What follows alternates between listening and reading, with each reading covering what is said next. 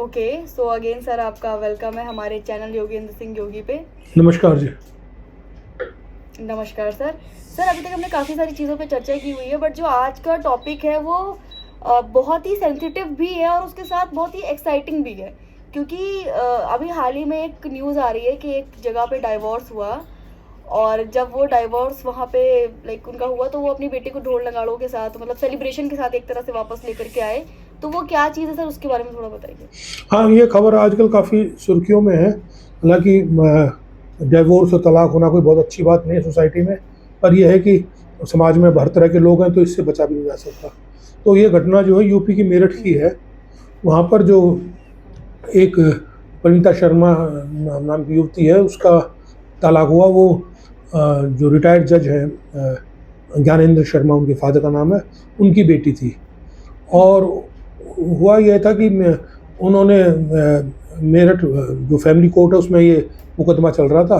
तो उस बच्चे की शादी, जो लड़की की शादी है, वो 2018 में मेजर गौरव अग्निहोत्री नाम के युवक से हुई थी। और शादी को कई साल हो गए थे। और इनका वर्जन ये है लड़की वालों का, या जो दुल्हन का जो पक्ष है, कि भाई हमने बहुत कोशिश करी पर उनका जो लड़के वालों का व्यवहार जो था वो बहुत ख़राब था। और वो लड़की को जो है शारीरिक रूप से और मानसिक रूप से काफ़ी प्रताड़ना मिली है, काफ़ी ह्यूमिलेशन मिला, और इसलिए ये शादी तोड़नी पड़ी। हालांकि उनके एक बच्चा भी हो गया था, पर बच्चा होने के बाद भी उन्होंने जो है बात सुधरी नहीं। और उसमें उन्हें लगता था कि बच्चा होने से बात थोड़ी सी हो जाएगी, पर फैमिली की जो लड़की वाले यार उनकी मामला चला नहीं। तो उन्होंने मेरठ में जो है ये फैमिली कोर्ट में, जहाँ लड़की वाला घर है, उसमें एप्लीकेशन लगाई थी। तो 4 अप्रैल को मेरठ कोर्ट ने उनका डिवोर्स को फाइनल कर दिया। और जो लड़की है वो एक जुडिशल एकेडमी है मेरठ में उनकी, उसमें डायरेक्टर है। और वो साइकोलॉजी में शायद पोस्ट ग्रेजुएट है, तो शायद इंडिपेंडेंट अपना उसका भी कैरियर है। और लड़का मेजर है, वो शायद उनका उसकी पोस्टिंग आकर जालंधर में है। और वो ढोल नगाड़े बजाने का पीछे उनका कारण ये है कि उनका कहना है, जज साहब का और उनका, कि भाई जैसे तलाक को बहुत जैसे एक ख़राब शब्द माना जाता है, थोड़ा परिवार पे दब्बा या कलंक माना जाता है। ख़ास तौर से उस लड़की का जिसका तलाक हो जाए, उसमें समाज में थोड़ा सा उस पर भी इस तरह की नज़र से देखा जाता है कि मतलब कि अच्छा नहीं माना जाता, ख़राब नज़र से देखा जाता है। तो उस बात को वैनिश करने के लिए वो ये कहना चाह रहे हैं कि भाई अगर लड़की ठीक तरह से नहीं रह रही है, और अगर उसके घर वाले, उसके ससुराल वाले ठीक तरह से नहीं रख रहे, तो बच्ची को अपने घर ले आना चाहिए। और वो उसको ग्रेसफुली, रिस्पेक्टफुली उन्होंने उसको मतलब कि ढोल नगाड़े बजा के, और लड़की को मतलब कि उसे शर्मिंदगी, अकेली महसूस ना करे, तो उसको माला वाला पहना के और स्पेशल टी शर्ट बनवाई। टी शर्ट पर उस लड़की की फ़ोटो लगाई और उस पर लिखवाया कि आई लव माई डॉटर। तो मतलब ये कहने की कोशिश करी कि लड़की का जो मायका है, परिवार है, वो उसके साथ खड़ा है, खड़ा रहना चाहिए। अगर इस तरह की कोई सिचुएशन आती है कि घर वालों से अलग होना पड़े, तो ज़्यादातर लड़की के 2 ही परिवार हैं, या तो ससुराल है या फिर मायका है। तो अगर ससुराल से किसी से बात ना बने, तो वो उसको इस तरह से ढोल नगाड़े ला के ये दिखाने की कोशिश करी कि भाई इसमें कोई बुराई या ग्रेसफुली या लड़की को शर्मिंदगी होने की बात नहीं है। और ये इवन सम्मान की बात है कि अगर शादी ठीक से नहीं चल रही तो अपना ग्रेसफुली अलग होकर अपने घर आ गई। तो ये उन्होंने मैसेज देने की कोशिश की। बिल्कुल। सर हमें ये तो समझ में आया कि लाइक इस स्टोरी के पीछे क्या माइंडसेट था और उन्होंने किस इंटेंशन से किया। बट जैसा आपने कहा कि लाइक डाइवोर्स को बहुत ही नेगेटिव वर्ड लिया जाता है, और मतलब अभी भी मानसिकता लोगों की बहुत नीची है कि ना सपोर्ट करना या डाइवोर्स ना होने देना, कुछ भी कह के सेक्रीफाइस करके रहना, इस तरीके के भी ओपिनियन आते हैं। तो इस पूरी एक्टिविटी का क्या असर पड़ेगा, क्या प्रभाव पड़ेगा, क्या इम्पैक्ट रहेगा, पॉजिटिव और नेगेटिव दोनों पॉइंट ऑफ व्यू बताइए सर। देखो, वैसे तो इसमें हमें जो खबर आई है, जो जितना हमने पढ़ने को मिला है, वो सिर्फ लड़की वालों के पक्ष की तरफ से ही मिला है। जो लड़कों वालों का पक्ष है उसका पता चल नहीं पाया। और वैसे तो देखो, कोई भी विवाह टूटना या डिवोर्स होना कोई अच्छी बात तो है नहीं। 2 परिवार टूटते हैं तो मतलब कि it is not very good occasion, या उससे कोई बहुत अच्छी बात तो लगती नहीं। पर यह है कि बहुत कारण ऐसे होते हैं कि भाई अब जब मजबूरी हो जाए, जब दो अडल्ट इकट्ठे नहीं रह सकते, चाहे कारण परिवार का हो, चाहे उनके अपने व्यक्तिगत संबंधों का हो, तो फिर अलग होना एक प्रोविज़न दे रखा है लॉ में कि भई डिवोर्स हो लो। तो इसके दोनों जो बात है समाज में, इसको पॉज़िटिव भी देखा जा सकता है, नेगेटिव भी।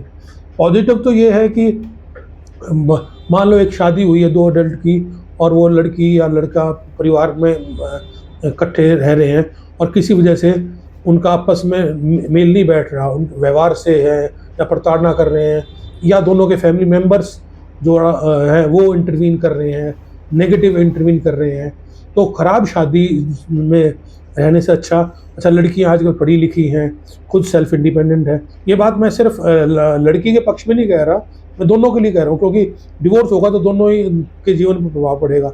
और सबसे बड़ी बात तो शादी टूटने का ये होता है कि जो बच्चे हैं ना, बच्चों के लाइफ पे प्रभाव पड़ता है सबसे बड़ा, जो अगर बच्चे हो जाए तो, और सबसे ज़्यादा प्रभाव उन पे पड़ता है और जिसका कोई कसूर नहीं है। तो पॉजिटिव बात तो ये है कि अपना ख़राब शादी से, प्रताड़ना करने से या ये झेलने से गरिमापूर्ण तरीके से अलग हो जाना ठीक है। और इसका नेगेटिव पार्ट ये है कि भी नेगेटिव ये है कि अगर मान लो जो हमारे भारतीय समाज में परिवार का स्वरूप रखा गया है, संयुक्त परिवार का है, एक परिकल्पना की जाती है जिसमें हम सह अस्तित्व की बात करते हैं, त्याग की, एक दूसरे के लिए क्या करते हैं, एक दूसरे को स्नेह की, एक दूसरे से रिस्पेक्ट की, को एग्जिस्टेंस की जो भावना है वो क्षीण होती है। तो उससे ये लगता है कि भाई अगर मान लो कई बार बिना बात, छोटी छोटी बातों पे अलग हो जाते हैं, नंबर एक। दूसरी बात, कई बार जो लड़के वालों के परिवार है वो अपनी बहू से इतनी एक्सपेक्टेशंस कर लेते हैं कि वो निभानी मुश्किल हो जाती है, या ताने वाने मारते हैं, या दहेज वगैरह मामला भी है। और या दूसरी तरफ कई बार लड़की वालों के परिवार का इतना इंटरफीरेंस होता है कि वो लड़की के माँ बाप हर मामले में इंटरवीन करते हैं, हर फैसले में, डेली रूटीन में इंटरवीन करें, जिससे घर टूटता है। और तो ये एस्पेक्ट भी है। फिर कई बार जो है एक्स्ट्रा मैरिटल अफेयर्स का किस्सा आ जाता है। कई बार लड़की के भी अफेयर रहते हैं और वो शादी के बाद नहीं छोड़ते, कई बार लड़का भी इस तरह के अफेयर में आता है, वो टूटने के। और कई बार रीज़न इकोनॉमिकल हो जाते हैं कि भाई जितनी उम्मीद होती है उतना कमाई नहीं होती, लड़की नहीं कमा पाती, लड़का नहीं करते। और जो है और कई बार नशा वशा का जो है वो भी रीज़न रहता है। तो जो है तो नेगेटिव चीज़ें तो है। और सबसे बड़ा इम्पैक्ट जो है, अगर जो छोटा बच्चे हो जाए तो उन पर बड़ा नेगेटिव इम्पैक्ट पड़ता है, क्योंकि बच्चे के जो है वो उनको पेरेंट को दोनों चाहिए। किसी बच्चे को माँ भी चाहिए, बाप भी चाहिए, और अगर दादा दादी या नाना नानी रहे तो और बड़ी अच्छी बात रहती है। तो उन बच्चों पे भी बड़ा आने वाली पीढ़ियों पर नेगेटिव पड़ता है। तो इससे मतलब कि जो हमारा भारतीय समाज का जो परिवार टूटने का है, जो हमारी परंपरा है कि एक दूसरे के सहने की और रहने की, तो उस पर असर पड़ता है, हमारे सामाजिक ताने बाने पे। और परिवार टूटता है तो उसका असर समाज में भी आता है। तो हाँ, पर यह है कि खराब शादी से अच्छा अगर आप तरीका तो गरिमापूर्ण तरीके से रहो, नहीं तो अच्छे तरीके से अलग हो जाओ। तो ये इसके दोनों फायदे प्लस है। डेफिनेटली सर, ये तो बहुत अच्छी बात बताई आपने कि इसका क्या लाइक पॉजिटिव है और क्या नेगेटिव है। पर एक और बात सर आती है, ऑल्दो किसी का भी घर टूटना या कोई भी रिलेशनशिप टूटना पॉजिटिव नहीं ही होता, तो इस टाइम जो हमें डाइवोर्स के केस देखने को मिल रहे हैं वो बहुत ज़्यादा बढ़े हुए हैं। तो इसका क्या सल्यूशन है कि इसको कैसे कम किया जाए या कैसे इसको मतलब निपटारा किया जाए इसका? देखो, बात यह है कि जो रीज़न हमने बताए हैं, पहले तो तलाक होने के रीज़न बता दिए कि एक्चुअली क्या है, अब गर्ल्स में, लड़कियों में एजुकेशन बढ़ रही है, अवेयरनेस बढ़ रही है, और स्पेशली गर्ल्स में जो है वो अपने राइट्स के लिए, अपने इंडिपेंडेंट के लिए बहुत केयरफुल हो रही हैं। और दूसरा, लड़कियां जो है इकोनॉमिकल इंडिपेंडेंट हो रही है। पहले क्या था, लड़कियां जो थी ना तो उनको पढ़ाया जाता था, ना वो सक्षम होती थी, तो वो बहुत सहन करती थी और वो चुपचाप अपनी फैमिली को क्या नाम है सहती रहती थी। इवन इस तरह के संस्कार दिए जाते थे पहले पुराने घरों में कि अब जिस लड़की के एक बार वो डोली जाएगी तो वहाँ से अर्थी ही आएगी। मतलब कि वो लड़की आके कंप्लेंट भी करती थी मैं ठीक नहीं हूँ, तो भी घर वाले ज़्यादातर कई बार सपोर्ट नहीं करते थे कि अब तेरा घर है, तू जाने, तेरा काम जाने। तो इस तरह का आचरण तो नहीं होना चाहिए। अब हर एक को अपने गरिमापूर्ण रहना आना चाहिए, चाहे औरत हो चाहे आदमी हो। ना तो औरत को दबाना चाहिए ना आदमी को दबाना चाहिए। दूसरी तरफ आजकल कुछ लड़कियां मॉडर्न होने के नाते या अपने ज़्यादा वो करने के लिए कुछ गैर जिम्मेदार व्यवहार भी करती हैं, अपने आप को किसी तरह का समझौता नहीं करने को तैयार हैं। तो ये दोनों ही पार्ट हैं, मतलब कि ये जो सॉल्यूशन हम बता रहे हैं, जो इशू है, जो प्रॉब्लम है, वही सॉल्यूशन है। कि भाई सीधी सी बात यह है कि दोनों परिवारों को मान के चलना चाहिए, हमें सहना चाहिए, छोटी मोटी बातों पे हमें दिक्कत नहीं करनी चाहिए। जैसे मोबाइल फ़ोन है, अगर मान लो हस्बैंड वाइफ में या घर में कोई हर घर में छोटी मोटी बात हो जाती है तो तुरंत घर पे फ़ोन मिला दिया, तो उस टाइम आप गुस्से में तनाव होते हो, तो जो दूर बैठा होता है माँ बाप, वो दूर बैठा हुआ आदमी अंदाजा नहीं लगा पाता, वो सोचते हैं इतनी मेरी बेटी पे क्या हो रहा है। अगर उसी बात को अगर 1 या 2 दिन निकल जाते या अपने घर में जहाँ ससुराल में अपने बुजुर्गों से बैठ के सलाह कर ले तो शायद आधे सॉल्यूशन निकल जाए। तो ये सॉल्यूशन तो यही है कि माँ बाप को भी समझना चाहिए, लड़की को भी समझना चाहिए, घर में हमारे लड़कों को भी संस्कार देने चाहिए कि भाई किस तरह से सहना है, और लड़कियों को भी समझा के कि सबको सहना कोएग्जिस्टेंस आना चाहिए। और वो ये परंपरा लड़कों को समझानी पड़ेगी। जैसे पहले ट्रेडिशन मान लेता था कि रसोई का काम लड़की की जिम्मे है, बच्चा पालना सिर्फ लड़की की जिम्मेवारी है, ये बिल्कुल नहीं है। ये सबकी जिम्मेवारी पूरे परिवार की है, हस्बैंड वाइफ की है। अगर वो दोनों कमाते हैं तो आपको किचन में भी लड़कों को भी हेल्प करनी चाहिए, और बच्चा पालने में को पेरेंटिंग का आजकल दौर है। जितना लड़की अब बच्चों को संभालती है उतना ही लड़का भी आजकल बच्चों को संभालते हैं, नहीं संभालते तो संभालना चाहिए। तो ये इश्यूज़ कई बार घर में बनते हैं। और फिर बाकी जो मैंने रीज़न बताए हैं कि भाई नशा है, इकोनॉमिक रीज़न है, अब्यूज़ के रीज़न हैं, कई बार मेडिकल रीज़न्स आ जाते हैं तलाक के, कि मेडिकल फिटनेस कई बार लड़की की तरफ से, कई बार लड़कों की तरफ से, कुछ कई बार साइकोलॉजिकल रीज़न्स होते हैं रहने के। तो इस तरह के भी सब चीज़, पर ये है कि शादी बचाने की कोशिश आखिर तक करनी चाहिए।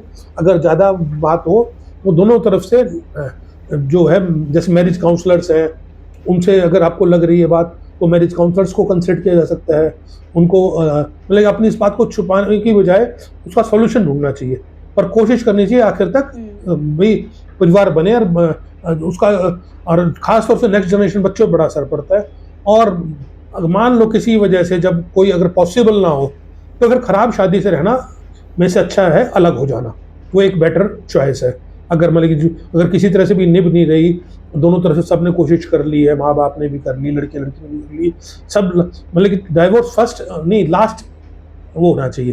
तो अपने आप को जीन में घुट के मरने से, चाहे लड़का की तरफ से हो चाहे लड़की की तरफ से, तो उसका तरीका ये या तो गरिमा की तरफ से रिस्पेक्टफुली ग्रेसफुली आप इकट्ठे रहो, वो तो सबसे अच्छी बात है। और अगर आप ग्रेसफुली अच्छे जैसे नहीं रह सकते तो उसका तरीका है ग्रेसफुली आप अलग हो जाओ, अपनी मेंटेनेंस और जो भी लॉ के प्रोसीजर्स हैं उसको अपना के, और ग्रेसफुली मतलब कि चौराहे पे तमाशा ना करो, लोगों को अपना तमाशा मत दिखाओ, घर की बात को इस तरह से जो बेडरूम की बातें हैं उसको चौराहे पे ना ला के खड़ी करो।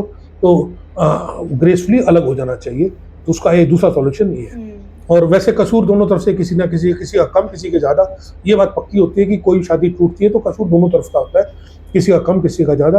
और समझने की ज़रूरत सबको ही है, ना तो सिर्फ लड़की वालों की है ना लड़के वालों की है।